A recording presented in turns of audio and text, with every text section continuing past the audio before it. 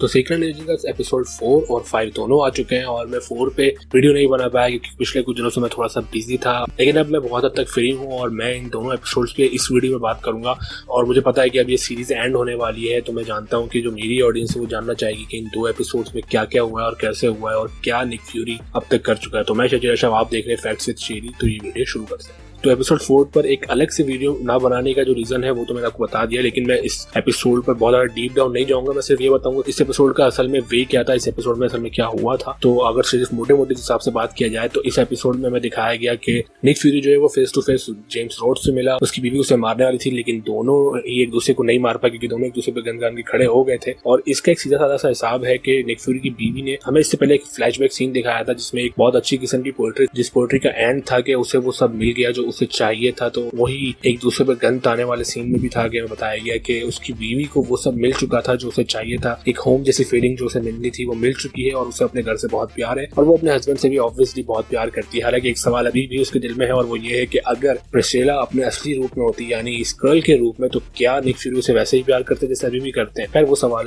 फिर कभी के लिए, लेकिन हम आगे बढ़ते हैं कि जेम्स रॉड और निक फ्यूरी आमने सामने आते हैं और वहाँ पे निक फ्यूरी उसे बताता है कि मैं तुम्हारी असलियत सबके सामने ले आऊंगा क्योंकि तुम भी एक स्क्रल हो। और हमें वहाँ पे जेम्स रॉड को पहली बार एक स्क्रल से जेम्स रोड शिफ्ट होते हुए भी दिखाया गया और पता ये चला कि वो जो स्क्रल है वो एक फीमेल है। वो जो कैरेक्टर है यानी वो जो स्क्रल है उसका कोई खास बड़ा रोल नहीं है। उसके कॉमिक ओरिजिन को बहुत ज्यादा चेंज किया गया है क्योंकि एपिसोड 5 में उसका नाम हमें बताया गया। उस नाम का एक कैरेक्टर कॉमिक में एग्जिस्ट करता है, लेकिन वो शेप शिफ्टिंग नहीं कर पाता क्योंकि उसके पास वो पावर्स नहीं है। और दूसरा ये कि उसका स्क्रल्स के साथ एक अलग किस्म का मामला चलता है क्योंकि स्क्रल्स ने उसके बच्चों को मार दिया था और वो कॉमिक में भी एक फीमेल कैरेक्टर, एक पायलट टाइप कैरेक्टर प्ले करती है। उसके पास अपनी कुछ स्पेशल अलग किस्म की पावर्स होती है। वो अपने दोनों हाथों से अलग अलग किस्म की एनर्जी प्रोजेक्ट कर सकती है और उससे सॉर्ड बना सकती है, एक किस्म की तलवार बना सकती है। हम इस कैरेक्टर को थोड़ा मूव ऑन करते हैं और आगे बढ़ते हैं। यहाँ पे हम देखते हैं कि निक फ्यूरी और टैलोस जो है एक अलग किस्म का ट्रैकर जो है वो जेम्स के अंदर डाल देते हैं, यानी एक लिक्विड ट्रैकर जिससे निक फ्यूरी उसे ट्रैक कर पाता है। और पता चलता है कि अमेरिका के जो प्रेसिडेंट है वो आते हैं और वहां पर ग्रेविक का अटैक जो है वो होने वाला था क्योंकि ग्रेविक चाहता था कि वो वहीं पर प्रेसिडेंट को मार दे और ये साबित करे कि रशिया ने सब करवाया और वर्ल्ड वॉर 3 स्टार्ट हो। लेकिन इस सब के दौरान वहां निक फ्यूरी पहुंच जाता है और जाहिर बात है प्रेसिडेंट को बचाता भी है। और वहां पर प्रेसिडेंट को बचाने वाले पूरे सीक्वेंस में हमें ग्रेविक की दूसरी सुपर पावर दिखाई देती है, यानी पहले एक्सट्रीमिस्ट वाली पावर, फिर अब जो पावर दिखाई दी जाती है वो क्रूड वाली होती है। और वहां पर प्रेसिडेंट को बचाने में हम देखते हैं कि टैलोस जो है वो अपनी जान गंवा देता है और टैलोस मर जाता है। वहां पे निक फ्यूरी पहली बार ये भी ऑब्जर्व करता है कि ग्रेविक के पास सुपर पावर थी। हालांकि इससे पहले निक फ्यूरी को ये बात शायद पता नहीं थी कि वो बहुत ज्यादा हैरान था इस चीज को देखकर। वो टैलोस के लिए भी कुछ नहीं कर पाया क्योंकि टैलोस वैसे ही बहुत क्रिटिकल कंडीशन में पहले गोली लग चुकी थी और उसे दोबारा बचाने की शायद ही कोई गुंजाइश थी। तो यहाँ पे हमारे एक पुराने स्क्रल का एंड होता है। हालांकि उसमें एक गुड गेस्चर भी दिया। यहाँ पे पता चला कि टीवी चैनल्स पे दिखाया जा रहा है कि अमेरिकन प्रेसिडेंट को बचाने के लिए एक अच्छे स्क्रल ने अपनी जान गंवा दी है। एक अच्छे स्क्रल का उनको बचाने में हाथ है जो आगे जाके आई थिंक स्क्रल्स के लिए काम आएगा कि स्क्रल्स सिर्फ बुरे नहीं है, स्क्रल्स में अच्छे स्क्रल्स भी हैं और वो अर्थ पे रह सकते हैं या नहीं रह सकते। इस चीज पे ये एक गुड टेक दे सकता है। चलो हम आगे बढ़ते हैं। एपिसोड 4 को एंड करके अगर एपिसोड 5 की तरफ जाए तो एपिसोड 5 जो है वो कहानी को थोड़ा और मूव करता हुआ दिखाता है, जहाँ पे आप देखते हैं कि निक फ्यूरी प्रेसिडेंट को हॉस्पिटल में लेकर आते हैं और हॉस्पिटल वाले उस सीन में निक फ्यूरी बार-बार प्रेसिडेंट के कान में बोल रहे हैं कि जेम्स रोड पे भरोसा नहीं कर सकते, वो अच्छा आदमी नहीं है। अब ये बात कंफर्म नहीं है कि जिस हालत में प्रेसिडेंट थे उन्होंने बात सुनी है या नहीं सुनी है, लेकिन अगर सुनी है तो क्या पता आगे हमें दिखाई दे कि वो जेम्स रोड की बात नहीं मान रहे। हालांकि एपिसोड 5 में हमें दिखाई दिया कि जैसे प्लान चेंज हुआ क्योंकि अब तो प्रेसिडेंट बच चुके हैं, तो अब ग्रेविक का यह प्लान है कि वो स्क्रल्स पर अटैक करवाए। ये इल्जाम लगा कि स्क्रल्स और रशिया मिलकर ये सब कर रहे हैं और इस चीज के लिए कन्विंस करने के लिए प्रेसिडेंट को जेम्स रोड वहां जाता है, लेकिन प्रेसिडेंट कुछ हद तक कंफ्यूज होते हैं। अब यहाँ पर एक चीज और मैं आपको बताना चाहूंगा जो अभी आगे मार्वल में होने वाली है, वो है थंडरबोल्ट्स में हमें नया प्रेसिडेंट हमें जो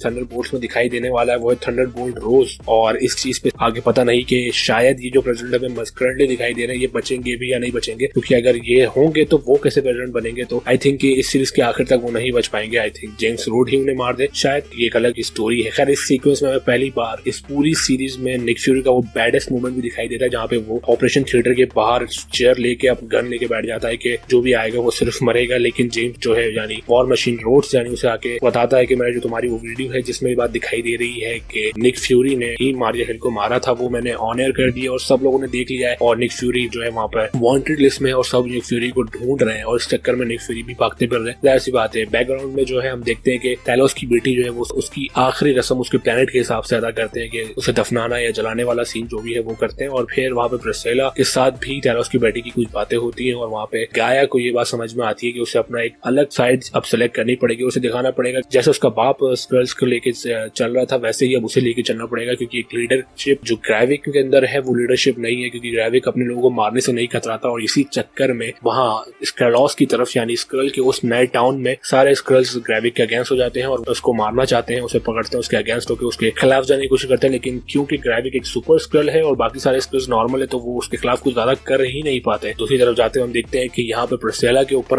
अटैक हुआ है जो कि ग्रेविक नहीं करवाया, क्योंकि प्रिस्सिला ने उसके ऑर्डर्स को नहीं माना जो ऑर्डर था कि निक फ्यूरी को मारना है और उसने निक फ्यूरी को नहीं मारा, तो इसलिए उस पर अटैक हुआ। और वो अटैक माना जाए या देखा जाए तो इस पता नहीं क्यों इस सीरीज में वो अटैक कुछ ज्यादा ही क्विक था और बहुत ज्यादा ही बनावटी दिखाई दे रहा था, क्योंकि कब वो अटैक हुआ कब वो खत्म हुआ, कितने लोग आए कितने लोग मरे समझ ही नहीं आया। हालांकि दोनों हैंड टू हैंड फाइट वाला कोई सीन नहीं था, दोनों साथ मिलकर लड़े यानी प्रिस्सिला और गाया, और वो फाइट कब शुरू हुई कब खत्म हुई कोई खास फर्क पता ही नहीं चला। और दूसरी तरफ हम बात करें अगर निक फ्यूरी के बारे में, तो निक फ्यूरी जो है वो अब फिनलैंड जाना चाहता है, क्योंकि फिनलैंड में उसको कुछ काम है और वो छुपता छुपाता फिनलैंड पहुंचता है। हमें फिनलैंड वाले इस सीन में यानी जहाँ निक फ्यूरी फिनलैंड जाने की कोशिश कर रहा है वहां पे हमें एक पुराना रिकॉल दिखाई देता है उस बंदे का जो हमें ब्लैक विडो में दिखाई दिया था, जिसने ब्लैक विडो के लिए प्लेन अरेंज किया था कि इस प्लान में तुम आगे जा सकते हो यानी अपना सफर अरेंज कर सकते हो। वही कैरेक्टर हमें यहाँ दिखाई दिया, एक छोटा सा कैमियो, लेकिन हाँ वो कैमियो सही था और पता चला कि ये बंदा बड़े लेवल्स पे काम कर सकता है, यानी निक फ्यूरी को भी इसके बारे में पता है और वो इसकी मदद कर सकता है। अब आगे अगर हम बात करें तो हम देखते हैं कि निक फ्यूरी जो है वो वहाँ पहुंच चुका है फिनलैंड, और फिनलैंड में उसको वेलकम करने के लिए जो वहाँ पे मौजूद है वो है सोनिया फॉल्सवर्थ, यानी वो कैरेक्टर जो इससे पहले कुछ थी। हालांकि सोनिया फॉल्सवर्थ के आर्ट के बारे में बात करें तो इसका कैरेक्टर बहुत जबरदस्त निकल के इस सीरीज में आया है, क्योंकि इस सीरीज में उसने भी बहुत अच्छी प्रोग्रेस की है, वो अपने तरीके से चली रही थी। हालांकि पुराने वाले निक फ्यूरी को मिस करने का जो एलिमेंट है वो शायद खत्म हो जाए आपको सोनिया फॉल्सवर्थ को देख के, क्योंकि वो पुराने वाले निक फ्यूरी की तरह काफी हद तक एक्ट कर रही है। उसने अपने वाले गद्दार स्क्रल को भी ढूंढा और उससे भी सारी बातें निकलवाई, उसने उस डॉक्टर को भी ढूंढा और यहाँ पे पहली बार हमें एमसीयू में एक क्लियर किस्म का हेडशॉट दिखाई दिया जो सोनिया फॉल्सवर्थ ने मारा उस डॉक्टर के हस्बैंड को जो स्क्रल था। बाकी सारी इन्फॉर्मेशन उसने निकाली कि कैसे क्या क्या हुआ है और यहाँ पे पता चलता है कि जेम्स रोड को इस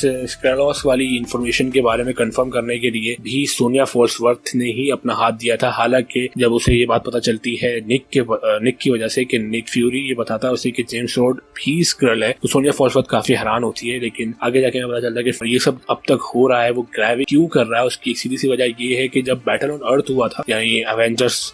एंड गेम या एवेंजर्स इन्फिनिटी वॉर वाले टाइम में निक फ्यूरी ने एक टीम क्रिएट की थी जिसको ऑर्डर दिया गया था कि जितने भी एवेंजर्स है उनका डीएनए कलेक्ट करके लाना है, और वो डीएनए कलेक्ट करके उसने अपने पास रखा है जिसको दी हार्वर्ड्स कहा जा रहा है। वही है जो ग्रेविक चाहता है। ग्रेविक ने उसे निक फ्यूरी को फोन भी किया और इसी बात के लिए कहा भी कि तुम हार्वर्ड्स मेरे पास लेकर आओगे और हम ये सब रोक देंगे या इसको खत्म करेंगे। इसी के चक्कर में निक फ्यूरी फिनलैंड भी जाता है सोनिया फॉल्सवर्थ के साथ। सोनिया फॉल्सवर्थ को ये बात भी पता चलती है कि निक फ्यूरी की अपनी बीवी भी स्क्रल है, और वो ये भी बताता है कि इस तरह की बहुत सारी कब्रें और भी कहीं मौजूद है, यानी हर जगह पे कहीं ना कहीं छोटी छोटी कब्रें जो है वो निक फ्यूरी ने अपनी बनाई है, और हमें इस कब्र के अंदर ही वो सारा डीएनए दिखाई देता है या वो सारे एवेंजर्स का डीएनए दिखाई देता है जो निक फ्यूरी ने जमा करवाया था ग्रेविक की टीम के जरिए। और हमें फिर वहां पे वो वाला सीन दिखाई देता है जो हमने ट्रेलर में देखा था, जहाँ पे निक फ्यूरी अपने पुराने वाले रूप के या अपने पुराने वाले सूटअप में आता है और सब चीजें दिखाते हैं। वहाँ पे हर अलग डब्बे में अलग अलग चीजें रखी हुई है। हालांकि ये थोड़ा सा बचकाना सा था, क्योंकि अगर सारी चीजें एक ही जगह पे रखी होती तो ज्यादा आसानी से काम होता, बट अलग डब्बे में गन, अलग डब्बे में आग का पैच, आई पैच, और अलग डब्बे में उसकी जैकेट, ये सब दिखा के उसे पूरा सूटअप करता हुआ दिखाया गया और एक आखिरी कॉल दिखाई दी कि चलो इसे खत्म करते हैं। आई थिंक वो ग्रेविक को ही थी, बारे में कंफर्म तो नहीं है लेकिन शायद वो ग्रेविक को ही थी। पर पूरी तरह से अगर बात करें तो इस एपिसोड में ये बात भी क्लियर हुई कि निक फ्यूरी का स्क्रल होने वाला जो शोशा है यानी इसको स्क्रल होना जो है वो कहीं ना कहीं अजीब सा टर्न ले लेता है। यानी हो सकता है कि हमें कंफ्यूजन के लिए किया गया हो या शायद ये किसी और वजह से किया गया हो, क्योंकि हमने एक मास्क देखा था captain America and winter soldier में जो ब्लैक विडो ने यूज किया था, वाला एक नई टेक्नोलॉजी थी जिसमें वो सिर्फ चेहरे को ही चेंज कर सकता है। वो चीज यहाँ पर निक फ्यूरी ने फिनलैंड में घुसने के लिए यूज करी थी। हालांकि अगर वो स्क्रल है तो उसे उस चीज की जरूरत नहीं पड़नी चाहिए थी, बट मे बी पॉसिबल कि ये सिर्फ हमें गुमराह करने के लिए ही किया गया हो। आगे हमें पता चले कि निक फ्यूरी भी स्क्रल ही है। अब इसका सिर्फ एक ही एपिसोड बाकी है और स्टोरी काफी हद तक अच्छी चल रही है और बहुत जबरदस्त चल रही है, और कुछ चीजों से समझ में भी आ रहा है कि क्यों इसमें सुपर हीरोज नहीं है। हालांकि जिस तरीके से इसको राइट किया गया, जैसे स्टोरी को पिक करके लिखा गया है, मुझे पता नहीं क्यों लगता है कि एक सीरीज के लिए इतनी पोटेंशियल स्टोरी को जाया करने वाला काम किया गया, बट फिर भी ये स्टोरी बाकी काफी सारे अलग अलग शोज से अलग है।